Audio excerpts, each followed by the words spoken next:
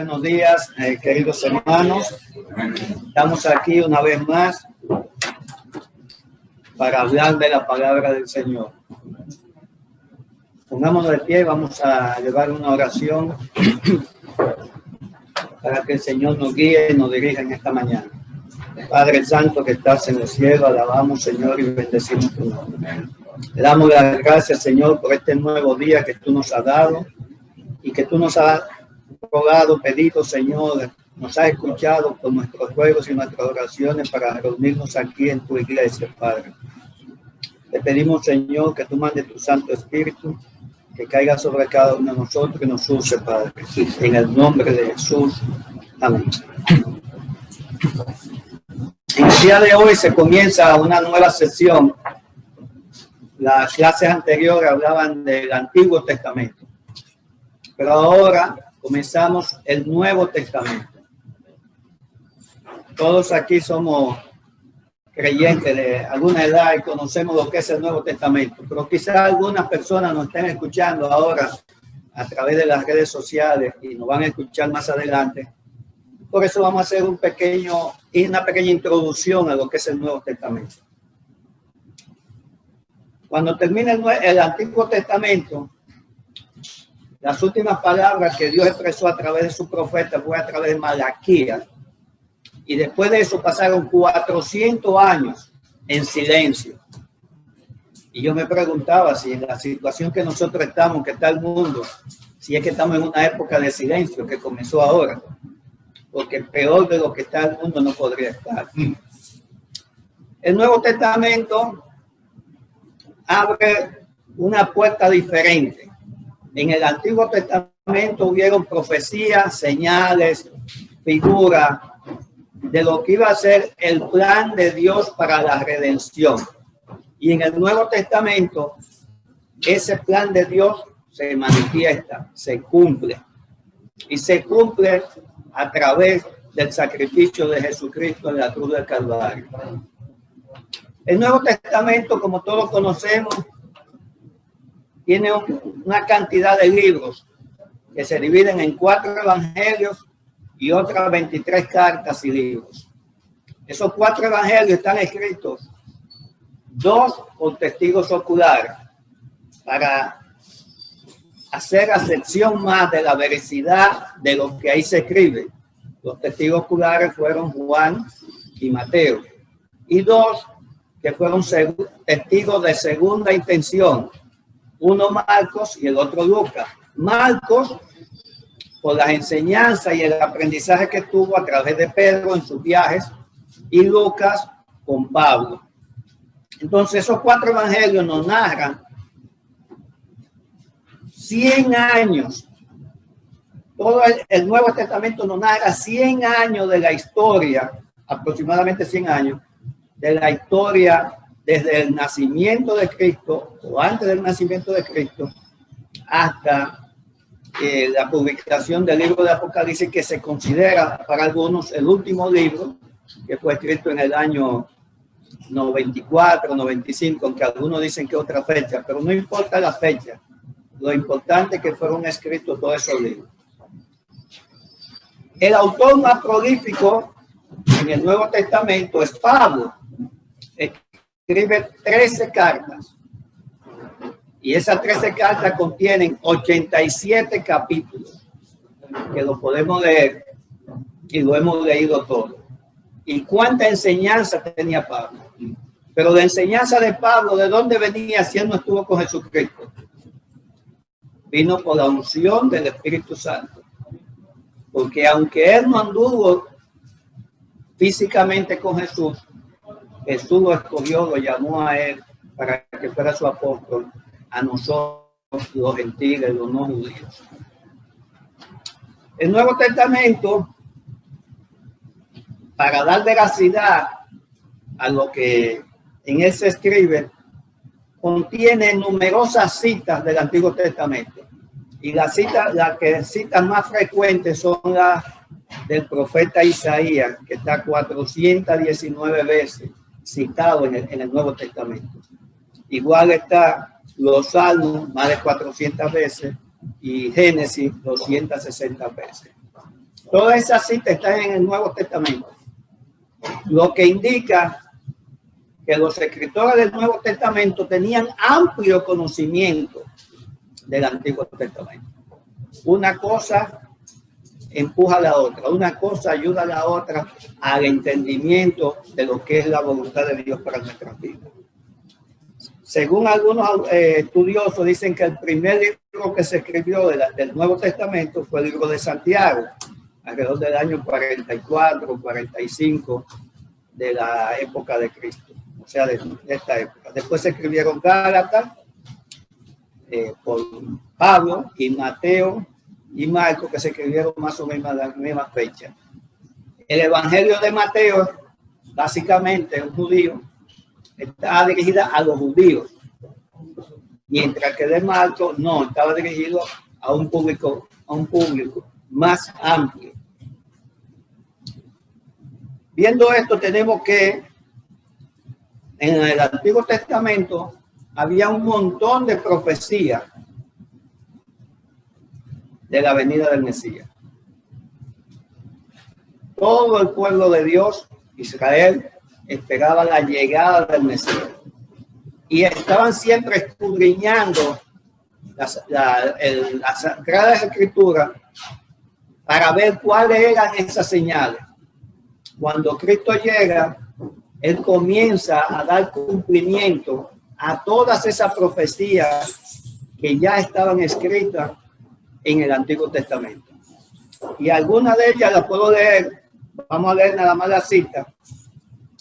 Que nacería de una virgen, como está en Isaías 7:14, el nacimiento virginal de Jesús, que nació en Belén, la profecía de Miqueas 5:2, que iba a vivir en Galilea, también Isaías 9:1 y 2, que su ministerio principal, aparte de echar fuera demonios, iba a ser de sanidades, como menciona Isaías 53:4 y 5, que echaron suerte sobre su vestidura, el Salmo 22:18.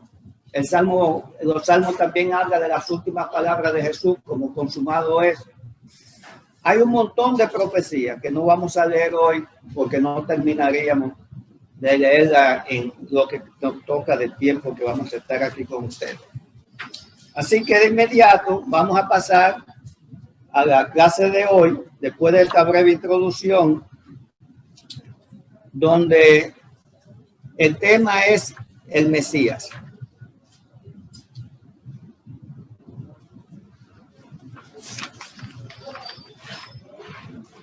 La venida del Mesías. Entonces comenzamos con Mateo, el Evangelio de Mateo, capítulo 1 y versículo 18. Vamos a leer.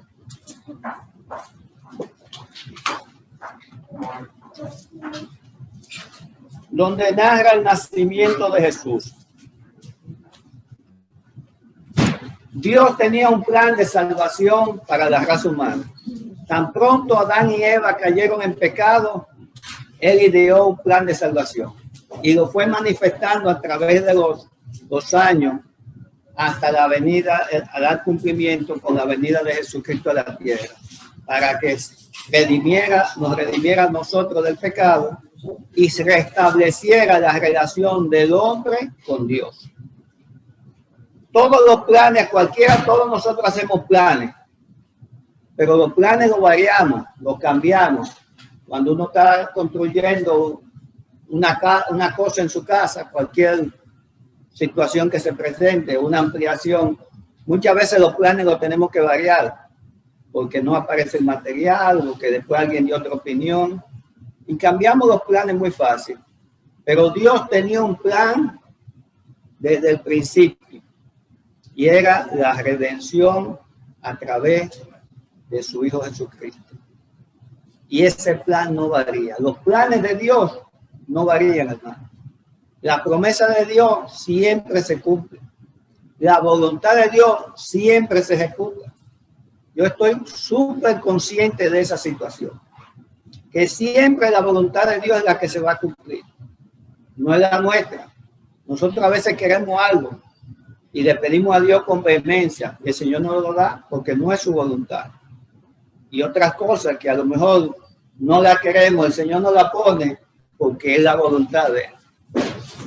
Entonces tenemos que tener consciente de esto, la voluntad de Dios, que todo esto ocurriera como aconteció.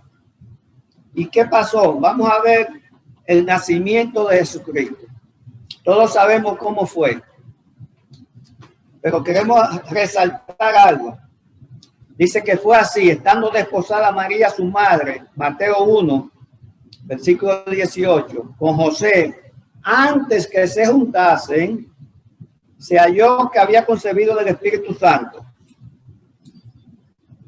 En otro evangelio se narra cómo se le presenta el ángel a María y le dice que va a concebir un hijo y que ese hijo era hijo de Dios, hijo del Espíritu Santo, y ella lo acepta. Pero aquí Mateo se centra su narración en José. José, su marido, como era justo y no quería infamarla, quiso dejarla secretamente. Pongámonos en los pantalones de José. Usted está casado, ellos estaban comprometidos para casarse. En aquella época se tardaba hasta un año después del compromiso para llegar a consumar el matrimonio. Estaba, como diríamos ahora en Estados Unidos, engaged, ¿verdad? Comprometida. Y de repente el que no la ha tocado nota que María está embarazada. ¿Cuál fuera la reacción de cualquiera de nosotros? De duda. Pero ¿cómo va a estar embarazada? Si yo no le he tocado. Y es mi esposa. Los pensamientos vinieron a su mente con mucha razón. Y dijo, si la denuncio, ¿qué le pasaría? La matan, la lapidan, la caen la muerte a pedrada. Y aún así, si no la denuncio, entonces, y yo digo que yo no le he tocado, entonces soy yo el que salgo perdiendo. Dice, ¿cómo tú vives con una mujer que te fue infiel? No sabía qué hacer. Entonces él, como era un hombre justo, bueno, súper bueno, más bueno que todos nosotros, habló por mí. Porque la verdad es que es una situación demasiado difícil. Pónganse a pensar, hermano. No es que él había sido infiel, es que estaba embarazada de otro. Sin embargo, él, como era justo, decidió no denunciarla, sino divorciarse. O sea, se iba a ir sigilosamente y la iba a dejar porque no quería que le pasara nada. La quería, la amaba. Pero ¿qué sucede? Que Dios tenía todo en cuenta y sabía que eso iba a suceder. Y entonces dice, pensándole en esto, aquí un ángel del Señor le apareció en sueño y le dijo, José, hijo de David, no temas recibir a María tu mujer, por lo que en ella es engendrado del Espíritu Santo es, y dará a luz un hijo y llamará su nombre Jesús, porque él salvará a su pueblo de sus pecados. Todo esto aconteció para que se cumpliese lo dicho por el Señor por medio del profeta, que fue Isaías 7:14. Aquí una virgen concebirá y dará a luz un hijo y llamará su nombre Emmanuel. Una de las profecías del profeta Isaías. Al pasar esto, José cambia de opinión, lo que es indicativo de que Dios había estado obrando en él, porque fue un sueño que se le apareció. Y él aceptó el sueño como algo vívido, algo real. Dijo, no, Dios me está hablando. Y yo me imagino qué conocimiento tendría él, que él podía pensar y aceptar que el Espíritu Santo de Dios podía embarazar a María. ¿Qué conocimiento tendría? ¿Cuánta gente puede pensar ahora mismo que el Espíritu Santo puede venir ante una mujer y embarazarla? No, es una locura. pensar en eso. No, no es posible. No es posible. Y María era virgen. ¿Puede una virgen salir embarazada? Sí puede. Hay casos de mujeres vírgenes que han salido embarazadas, pero por otras circunstancias. Yo tuve uno en mi práctica privada en Santo Domingo. Un día se me aparecieron dos alumnos, una pareja de alumnos. Ellos eran estudiantes de medicina y yo era profesor de ellos en esa universidad. Y el problema era que él me dice, creo que ella está embarazada, quiero que me la examine, profesor. Dice, ¿tú has tenido relaciones con ella? No. Y yo le examino y pareció un embarazo de 4 meses. Y yo le pregunté, ustedes han estado jugando, ¿verdad?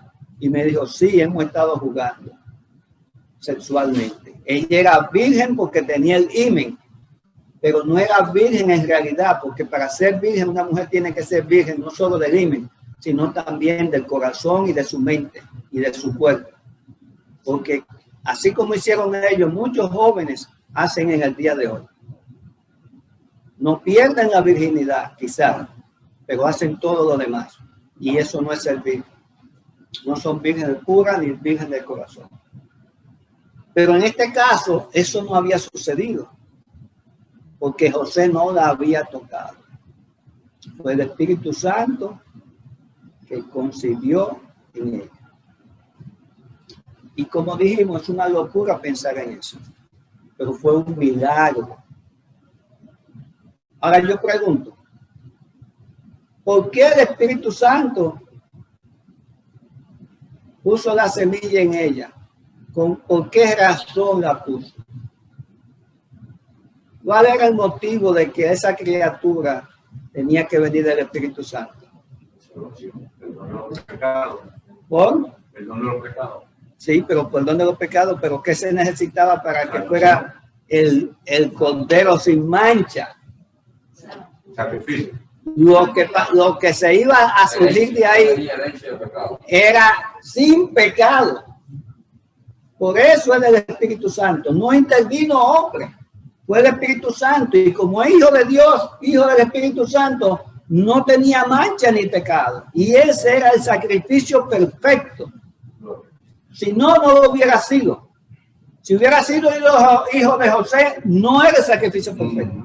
Solamente el sacrificio perfecto porque era el hijo de Dios. Eso es muy claro que tenemos que tenerlo. La importancia de eso. Sigamos adelante.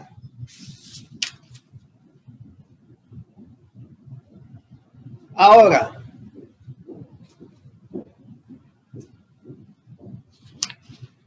pasando a Lucas, capítulo 2.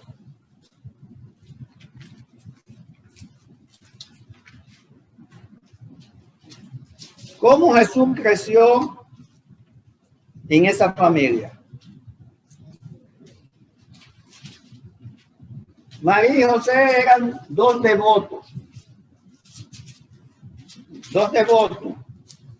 de su religión, por supuesto. Siempre cumplían con todas las prácticas del judaísmo. Los judíos tenían 3 fiestas principales: la Pascua, Pentecostés y la fiesta de los tabernáculos. Y la familia siempre asistía, iba de viaje a Jerusalén en la fecha de Pascua. Y en todo tiempo ellos se dedicaron a darle instrucción a sus hijos. Jesús recibió instrucciones de su padre desde pequeño. Lo vamos a ver en el siguiente pasaje. En el versículo 41, en uno de esos viajes, ellos decidieron ir a Jerusalén y se llevaron a Jesús. Jesús tenía en esa época 12 años. Esta es la infancia de Jesús. Tenía 12 años. Llegan a Jerusalén, ofrecen sus ofrendas y después se regresa. En ese entonces, como todavía en algunas partes hoy en día, cuando hay peregrinaciones, las mujeres van separadas de los hombres. Cuando ellos salen de Jerusalén, sale María con las mujeres y los niños, y sale José con los hombres. Y María va en el camino muy contenta, dice, Jesús va con José. Y José va, qué bueno, Jesús va con María. Y resulta que no iba ni con José ni con María. Cuando pasa un día de camino, que ellos se reúnen en la tarde o en el anochecer, dice, ¿y dónde está Jesús? Dice, no andaba contigo. No andaba contigo. No andaba con ninguno. Y comenzaron a buscarlo por todas partes. Jesús había desaparecido. Había desaparecido. Se regresan a Jerusalén. Tiene que haberse quedado en Jerusalén. Me imagino la pelea que tendrían José y María. No lo dice la palabra, pero yo me lo imagino. Tú eres el callado. No, que eres tú. ¿Cómo tú dejaste al niño solo? Es verdad, hermano. Ellos eran dos personas normales, como nosotros. No eran hijos, no eran Dios. Iban discutiendo hasta que llegaron. Y al tercer día dice que llegan. ¿Y dónde estaba el hombre? Con 12 años, enfrentado a todos los doctores de la ley, hablando y discutiendo sobre la palabra de Dios. ¿Y de dónde obtuvo ese conocimiento? Primero por la gracia de Dios, pero también por la instrucción de su padre. Y ese es el ejemplo que nosotros tenemos para nosotros, para nuestros hijos, para nuestros nietos y para los bisnietos, los que tengamos bisnietos. No sé si lo voy a tener, pero mis hermanos tienen bisnietos. Y ya, yo les digo a ellos, tu trabajo es instruir a esos niños. Ya tus hijos fueron instruidos y ya son adultos. Ya ellos tienen su vida y gracias a Dios todos siguen el evangelio, quizás algunos a su manera, pero tienen conocimiento. Ahora hay que dárselo a los nietos, a los bisnietos. Y nosotros somos los responsables de la instrucción de nuestros hijos y nuestros nietos, hermano. Dios lo ha puesto así. Y Jesús estaba discutiendo ahí con todas esas personas porque tenía conocimiento. Veamos cómo dice. El versículo capítulo 2 y versículo todo lo que 47 y 46 aconteció que 3 días después le hallaron en el templo sentado en medio de los doctores de la ley, oyéndoles y preguntándoles. Oiga, le preguntaban, ¿qué tú piensas? Y todos los que le oían se maravillaban de su inteligencia y de su respuesta. Ellos llegaron y encuentran este espectáculo. ¡Wow! Se asombraron porque ni ellos mismos sabían que Jesús tenía tanto conocimiento, más que ellos.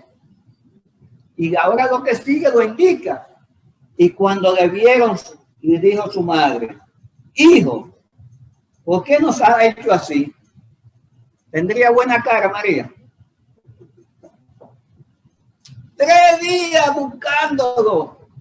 Desesperada estaba la pobre.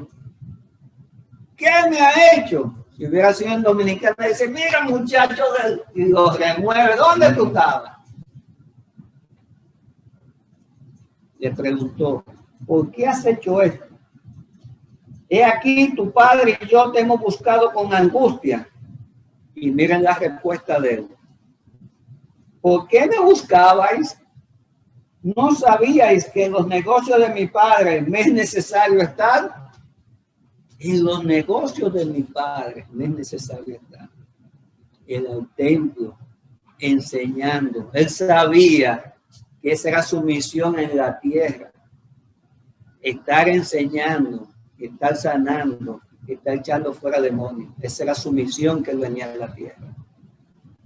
Pero miren lo que dice la palabra, lo que dice Lucas aquí. Mas ellos no entendieron las palabras que les habló. No lo entendieron.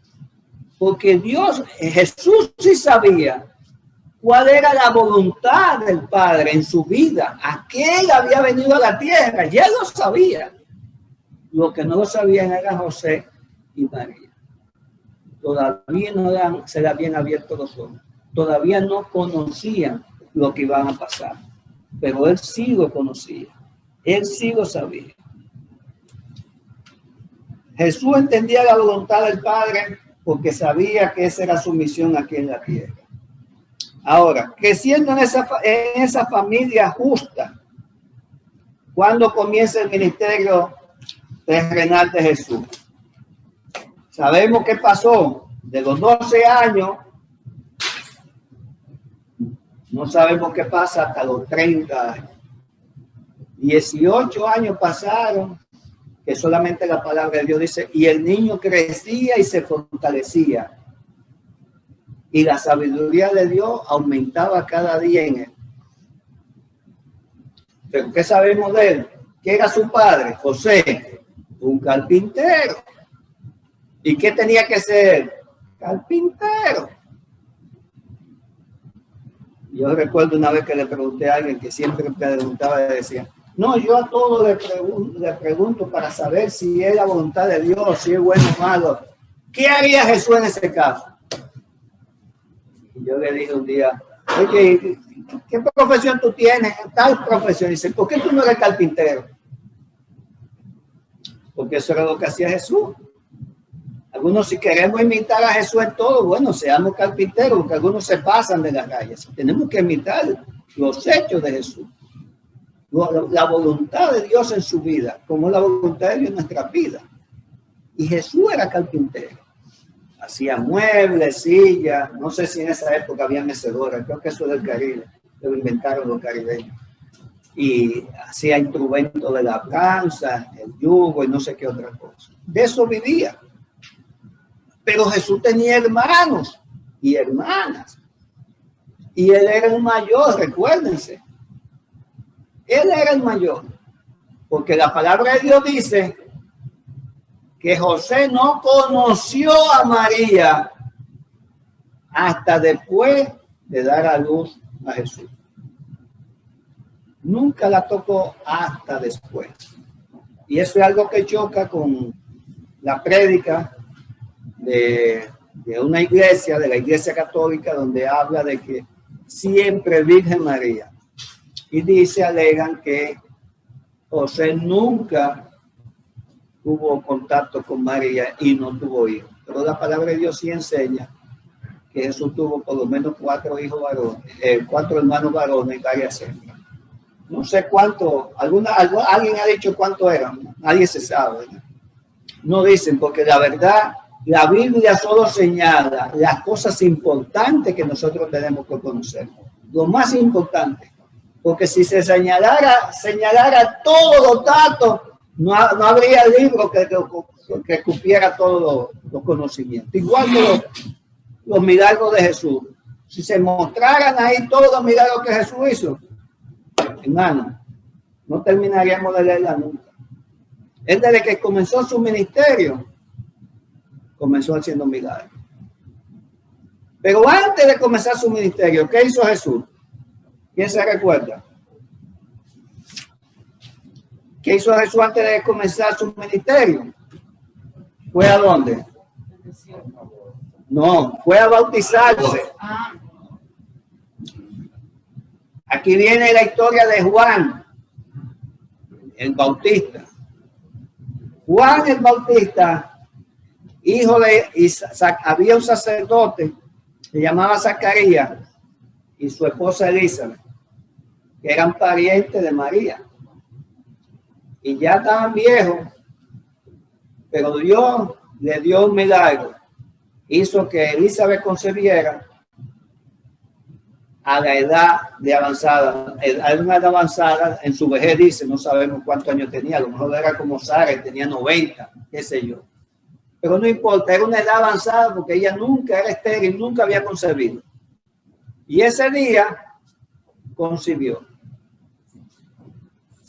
Y esa persona que concibió, pues 6 meses antes, aproximadamente 6 meses antes, de que María se viera embarazada, de que el Espíritu Santo embarazara a María.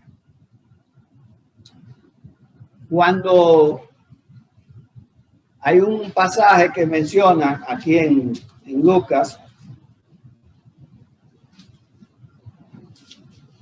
3.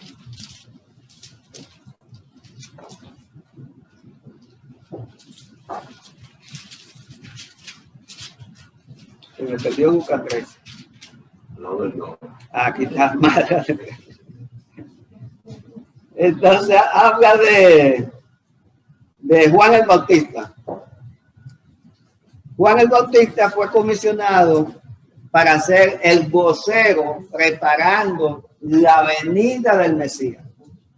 Entonces él salía a predicar, eran primos de Jesús, por Elizabeth y María, que eran familia. Él salía a predicar al desierto. Entonces llamaba al arrepentimiento del pecado y al bautismo. ¿Y qué hizo Jesús? Él estaba bautizando en el Jordán y se presentó para ser bautizado. ¿Y Juan quería bautizarlo? No quería, porque Juan sabía quién era él. Él sabía quién era él. Ahora yo pregunto, el bautismo que predicaba Juan era para el arrepentimiento. ¿Jesús tenía que bautizarse? No. ¿Por qué no tenía que bautizarse? No. Porque no tenía pecado. Recuérdense que él fue concebido sin pecado y nunca pecó. Por eso es el Cordero sin mancha. El único sin pecado. Nadie ha venido a la tierra sin pecado, solo Jesucristo. Veamos qué pasó. Cuando él llega donde Juan, que no lo quería bautizar, pero Juan era que hablaba de él porque decía que iba a venir el Mesías, que iba a bautizar con fuego. Él bautizaba con agua, pero él se iba a bautizar con fuego. Entonces Lucas 3:21, aconteció que cuando todo el pueblo se bautizaba, también Jesús fue bautizado, y orando el cielo se abrió. Fíjense, Jesús llegó. Yo recuerdo cuando yo me bauticé, fue en una piscina, no fue en el mar ni en el río. Cuando me estaban sumergiendo en el agua, yo dije, déjame ver si veo algo. Aunque sea un palomón, una gallina o algo que aparezca. En serio, hermano. Lo digo en broma, pero fue en serio. Eso pensé yo. Lo mismo que una vez que tuvimos un bautizo en el río, un amigo mío se bautizó, un señor ya de cierta edad, que habíamos estado muchos años atrás de él para que se convirtiera. Y un día se convirtió, un día de resurrección precisamente. Y yo le dije cuando salió del agua, le dije, mira, ahí va en el agua, ¿quién? El hombre viejo. Ella se llevaba el hombre viejo del agua. Jesús entró al agua orando y se abrieron los cielos. Y de ahí bajó una paloma que representaba en ese momento al Espíritu Santo. Y se oyó un gran estruendo, y lo leo. Y vino una voz del cielo que decía, tú eres mi hijo amado, en ti tengo complacencia. La manifestación de la Trinidad. El Padre hablando, el Espíritu Santo en forma corporal de paloma, y el Hijo debajo del agua. Qué maravilloso. Qué milagro. Yo esperaba algo cuando yo me estaba bautizando, que sucediera algo. Lo único que sucedió fue que me tomaron fotos. Y ahí tengo la foto. Todavía la tengo. Y eso fue en el año 1987. Que me bauticé para la gloria del Señor. Él comienza su ministerio cumpliendo algo. Él fue y se bautiza, para mí, para dar un ejemplo, que no lo dice la palabra. Él no necesitaba el bautismo, pero él fue y lo hizo. Él fue y se presentó ante Juan. Aquí estoy, Juan. Juan, cuando lo ve, ¿cómo? Tú eres que debe bautizarme a mí. ¿Cómo te voy yo a bautizar a ti? Es para que se cumpla las escrituras. Todos tienen que hacerlo. Después que se bautiza, entonces viene. Dice, ahora voy a comenzar mi ministerio. Pero antes de comenzar, voy a coger fuerza. Porque recuerden que era Dios, pero también era hombre. Y padecía como hombre. Igual que usted, igual que yo. Jesús sentía frío y sentía hambre. Y sed. Y si le caía un coco en la cabeza, no había coco. Sí hay coco por allá. Le iba a doler. Era como nosotros. Y fue a coger fuerza al desierto. Y estuvo ayunando 40 días y noches. Y todos sabemos la historia que en ese momento, después del ayuno, cuando estaba terminando, vino Satanás. ¿A qué? A tentarlo. Porque dijo, ahora está más débil que nunca en el cuerpo, no en el espíritu. Cuando ayunamos, el espíritu se fortalece, pero la carne se debilita, hermano. Yo nunca he ayunado 3 días. Bueno, 3 mediodías sí. Pero 3 días corridos. No aguanto. Hay personas que aguantan una semana y más. Y hay personas que han hecho ayuno de 40 días de agua, de líquido. Jesús lo hizo de agua. 40 días. Satanás vino a tentarlo pensando que iba a ganar ventaja. ¿Y ganó ventaja? No. El Espíritu Santo fue mucho más fuerte. Y me gustan esas tentaciones. La que más me gusta es la última. Porque lo primero lo tenta ¿con qué?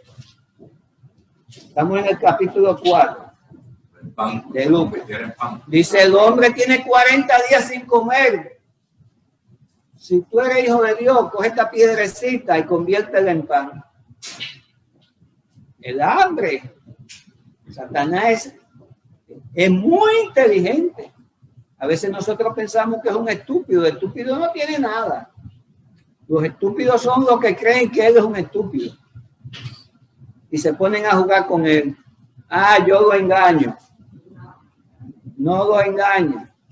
Lo tienta con el pan y dices, Jesús le respondió, escrito está, no solo de pan vivirá el hombre, sino de toda palabra de Dios.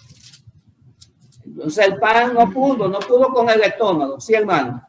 Pero el diablo es bien estúpido porque perdió el reino de Dios. Y el reino de Dios estaba allá, vivía como era lo mejor que tenía. Vivía en diamantes, esmeraldas, rubíes. Pero aquí viene lo que hizo que el diablo fuera estúpido. Lo que dice la segunda tentación. Dice lo mismo, que el diablo quería ser igual que Jesús. Él quería ser grande, la grandeza. Eso es un pecado también. Dice, y el dijo el diablo, lo llevó a un monte muy alto monte y le mostró todos los reinos de la tierra. Y le dijo, a ti te daré todos esos reinos y la gloria de ellos que me ha sido entregada. Y a quien quiera lo doy. Qué mentira. Si tú postrado me adorares, todos serán tuyos. ¿Y qué le contestó él? Aquí primero lo tienta con el hambre y después con el poder. ¿Cuánta gente no cae por el poder? ¿Por qué cayó Nabucodonosor? Ah, todo eso que está hecho lo hice yo. 7 años como animal. Y todavía lo vemos hoy en día. Especialmente los políticos. ¿Qué quieren? Mucho poder. Poder. Para hacer lo que le da la gana. ¿Y qué le dijo el Señor? Vete de mí, Satanás, porque Cristo está, Al Señor tu Dios adorará y a Él solo servirás. Entonces ya van dos tentaciones, el hambre y el poder. Y ahora lo voy a molestar con el orgullo, diría yo. La tercera tentación. Lo llevó a Jerusalén y le puso sobre el pináculo del templo y le dijo, si eres hijo de Dios, échate de aquí abajo, porque Cristo está, a sus ángeles mandará acerca de él, de ti que te guarden. En las manos te sostendrán para que no tropieces con tu pie en piedra. ¿Qué le dijo Jesús? Dicho está, no tentarás al Señor tu Dios. Tentándolo. Déjame probar a Dios. A veces nosotros caemos en eso. Déjame probar a Dios. No pruebes a Dios. No tientes a Dios. Hay hermanos que les gusta tentar a Dios. No, el Señor me cuida. Ok, como le dije yo a uno, ok.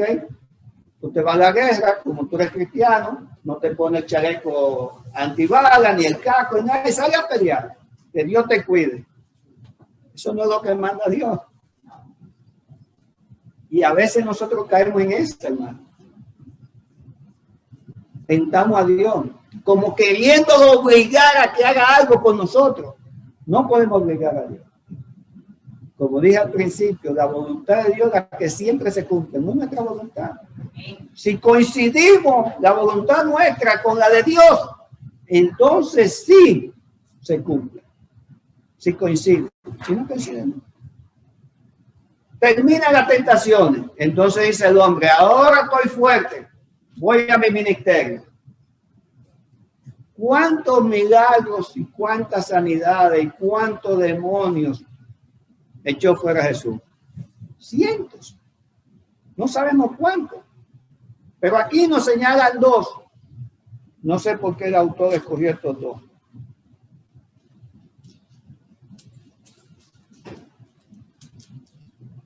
El primero que me gusta es cuando él comienza su ministerio, que va a Nazaret, ahí no hizo nada, pero es el inicio de su ministerio.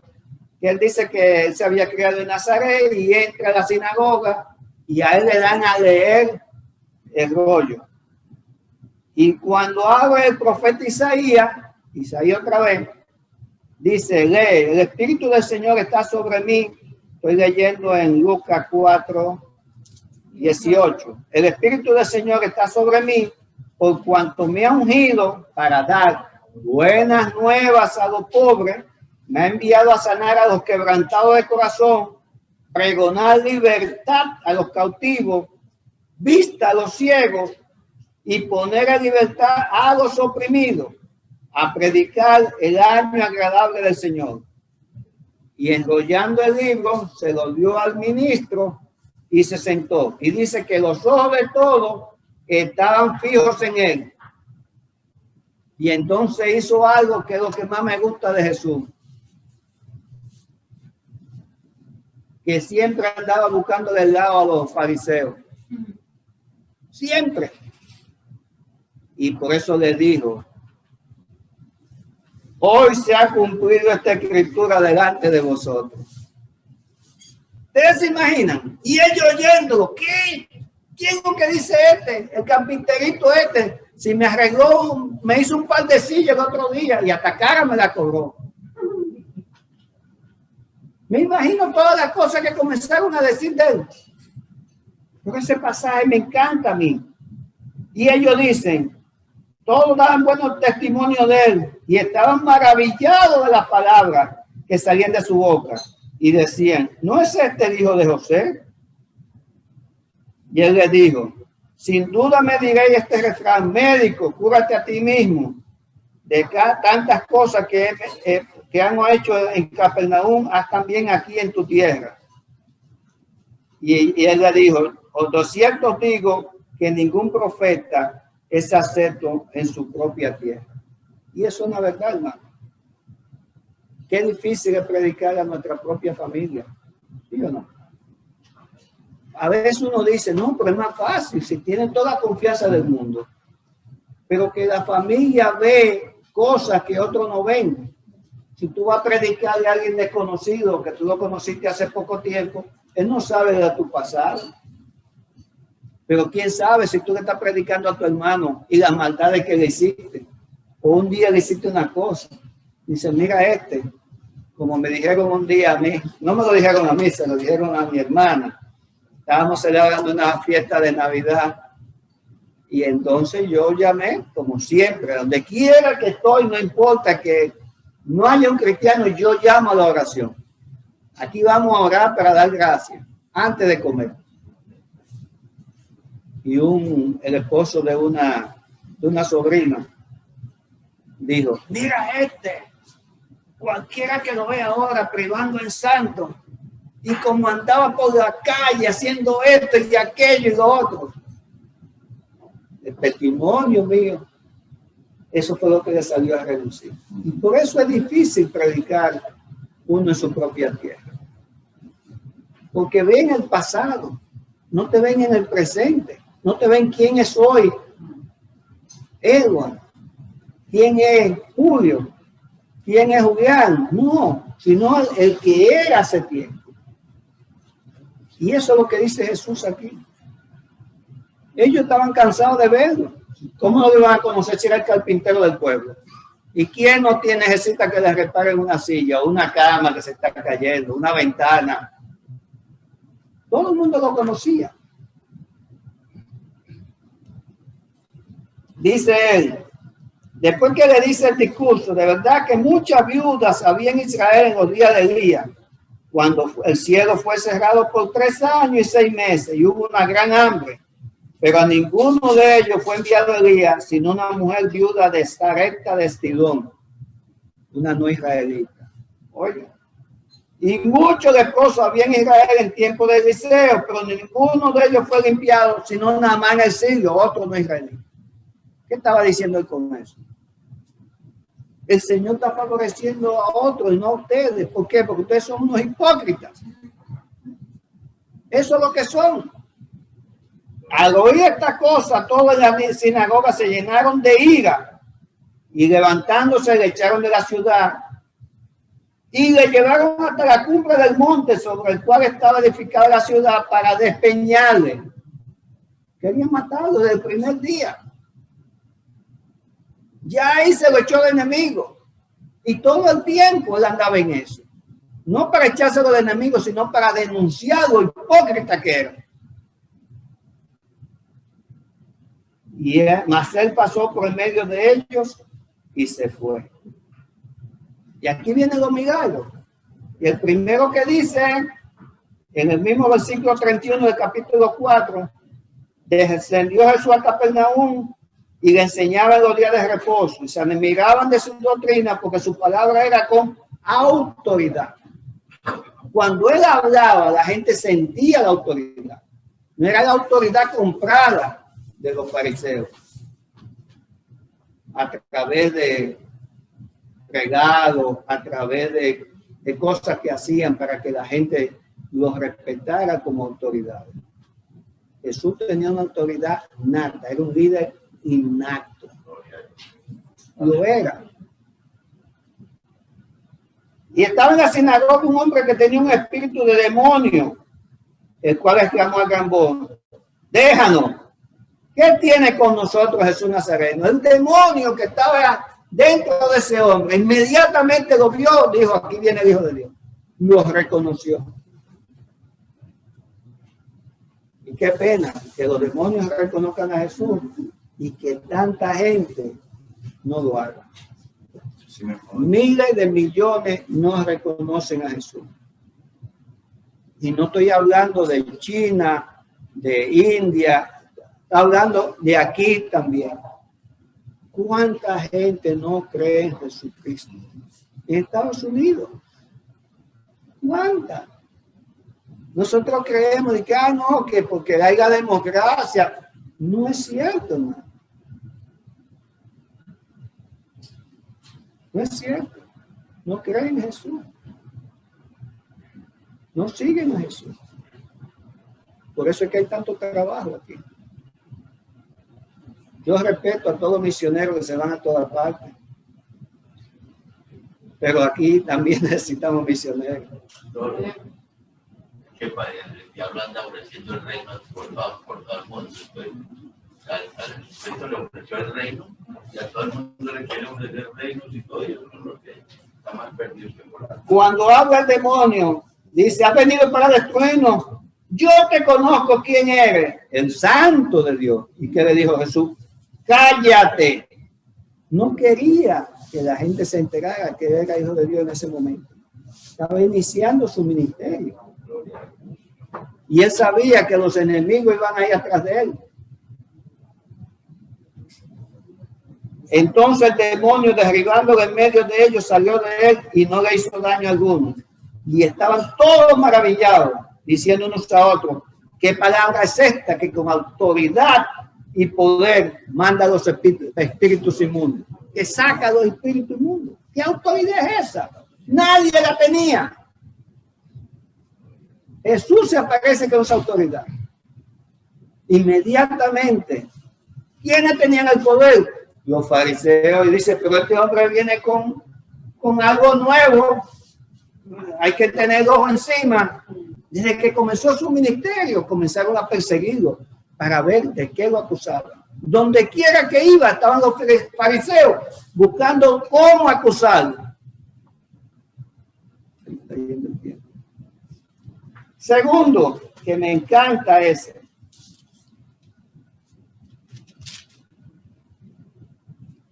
Aconteció un día, estamos en el versículo, capítulo 5, 17. Un paralítico. Dice que él estaba enseñando y estaban sentados los fariseos y doctores de la ley, los cuales habían venido todas las aldeas de Galilea, de Judea y Jerusalén. Ya se conocía la fama y habían venido un montón de diferentes partes de Israel a verlo a él, para ver qué él hacía. Y había tanta gente, dice que unos hombres llevaban un paralítico, pero todo estaba alrededor, todo sellado.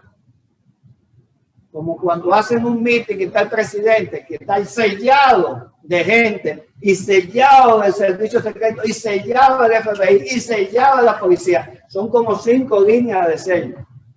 Así estaba Jesús sellado. Y venían con el paralítico.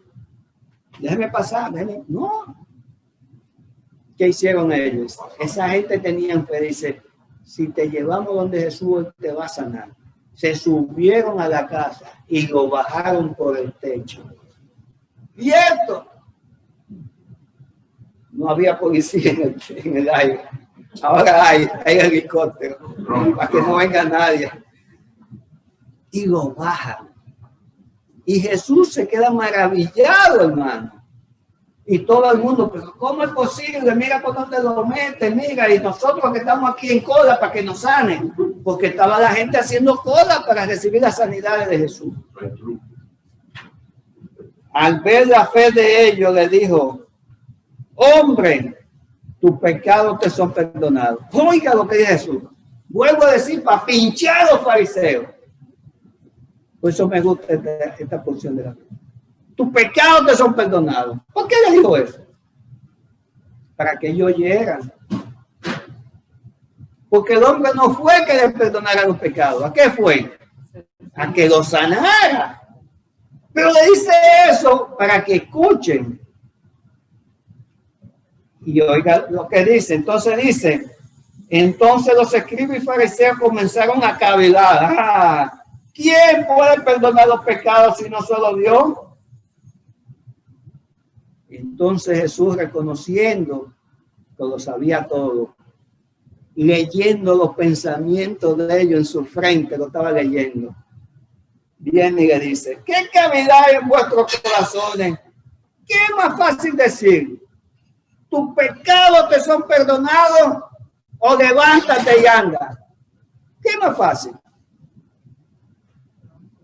Cualquiera puede perdonar los pecados, yo te perdono, pero decirle a un cojo, a un paralítico, a un ciego, veo, levántate, es fácil. ¿Quién lo hace?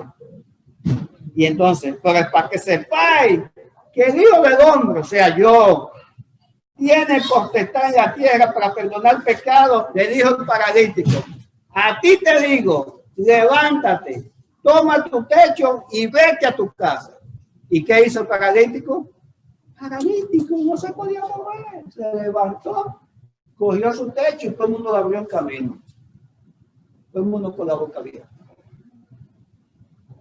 ¿Qué provocó eso? Que los fariseos dijeran, a este hay que eliminarlo. Hay que eliminarlo. Glorificaban a Dios y llenos de temor decían, hoy hemos visto maravillas. Jesús fue perseguido precisamente por esas cosas, porque estaba cambiando todo lo que ocurría en el ámbito religioso de Israel, con su prédica, con su enseñanza. Y por eso viene su parte final, la muerte y la resurrección de Jesucristo. Todos sabemos, no tenemos que señalar qué fue lo que pasó, cómo fue que fue muerto Jesús. Lo que sí tenemos que recalcar es que Él fue a la cruz por nuestros pecados, que fue flagelado. Lo pasaron una noche entera. Algunos dicen, pero Jesús era débil. Jesús no era débil, era fuerte, era un carpintero, tenía fuerza.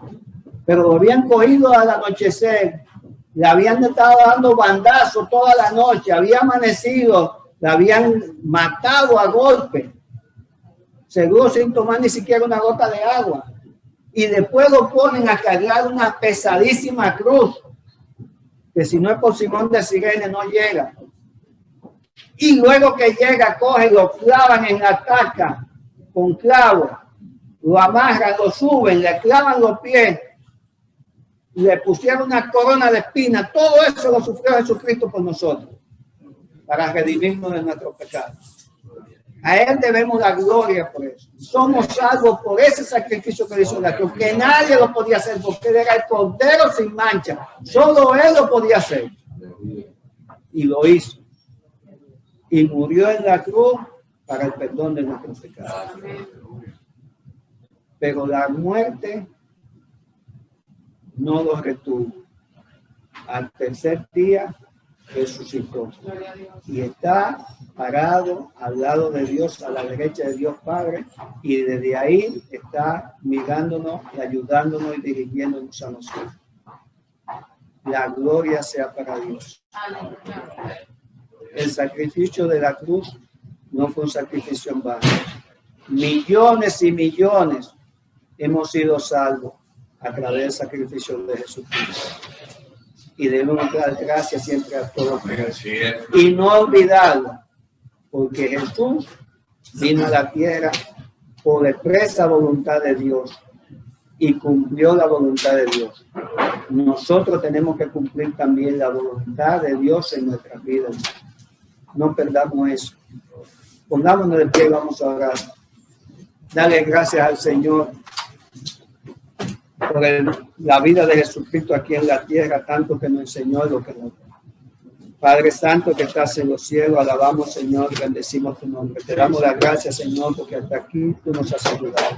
Te pedimos, Señor, que tú pongas en nuestros corazones, en nuestra mente, Señor, en nuestras almas, Señor, el ver siempre la voluntad tuya en nuestras vidas, reconocer tu voluntad para cada uno de nosotros, Señor, y hacer tu voluntad siempre. Ayúdanos, Señor, si todavía tenemos falta, Señor, en este andar aquí en esta tierra, para que tú, Señor, nos reconozcas como verdadero Dios. En el nombre de Jesús te damos las gracias, Señor. Dios le bendiga a todos y hasta el próximo domingo. Amén.